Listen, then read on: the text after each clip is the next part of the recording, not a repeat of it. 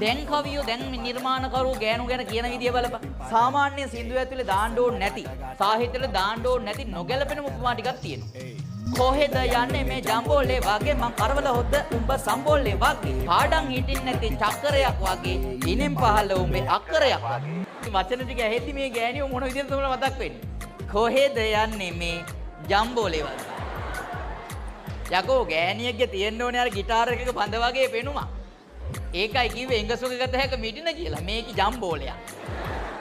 අනිත් එක මිනිහෙක් ජීවිතේට මං කරවල හොද්ද උඹ සම්බෝලේ වගේ. ගඳේ බෑ කරවල හොද්ද.